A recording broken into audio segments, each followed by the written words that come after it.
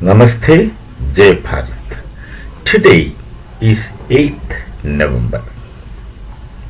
8 years before, on this very day, my nation, my Prime Minister, has announced the demonetization. He announced at 8 o'clock in the evening that from now on, certain denominations of currency shall not be valid from 12 at midnight. Boss, that's it. And people must have got shocked. Anyway, I was watching it live at that time, and nothing happened. I was not seriously worried because I also had that 1,000 rupees, 500 rupees with me. But then I was not worried because I knew that this could be exchanged in time. And it's only subsequently that we came to know you can go to bank and exchange it. And I did that. It was something very very interesting for people like us. Those days I was teaching in the university. I was a professor. Then me with my friends, we used to go one by one. And that time somebody used to take money from someone else and then they'll exchange it in their account and come, because we had nothing to hide. We had no black money. And of course the question of fake currencies just ruled out. I don't think I have ever seen a fake currency in my life.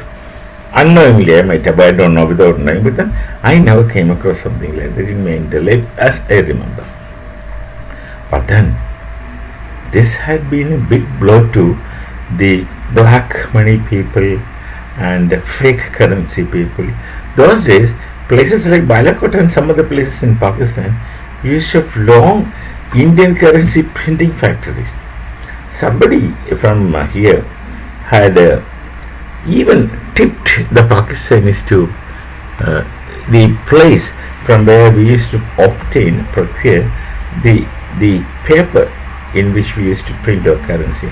That story is also running behind the screen, whatever. But then with that, lot of things happened with the demonetization. Transactions became more transparent. Now it had an initial shock and it had an initial curing period which did not last long.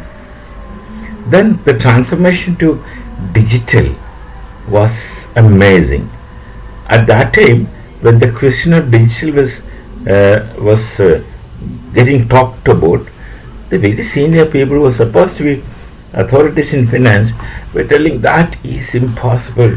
How can you get a scanning machine for a poor vendor sitting on the street selling ladies' finger for 2 rupees or 5 rupees? Can he have a scanner where he can swipe your card, etc.? Those days, the only digital which people knew was swiping cards. But then comes this amazing magic of a QR code. Then other systems, other modes of payment. And things suddenly changed. 10 paisa we could give through digitally using our phones.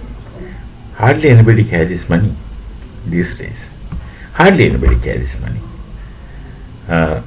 We don't carry money. Everywhere we pay using digital.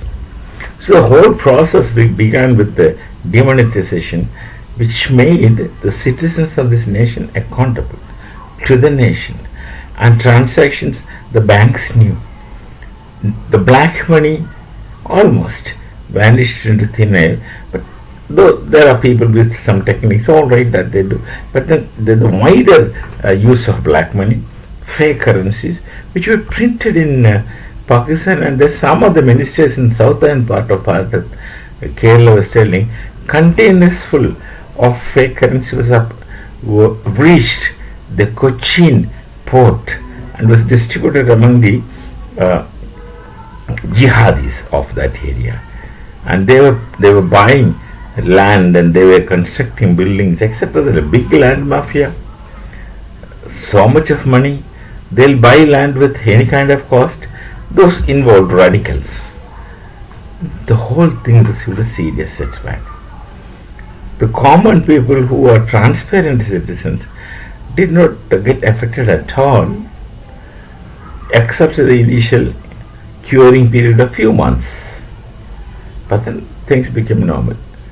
And now there's a QR code with everybody, and you have a QR code of your own on your phone. You don't have to carry it. If you want to receive money, there's a QR code in your phone which is linked to your account. So transactions became transparent and accountable. So funding for all kinds of negative things almost became extinct. And the interesting, pickpocketers had a tough time. Because pickpocketers, if they pickpockets, the purses are only cards. They don't get money in it. What's the point of picking a pocket when there is no hard cash? What's the point of a digital card which is kept in the purse?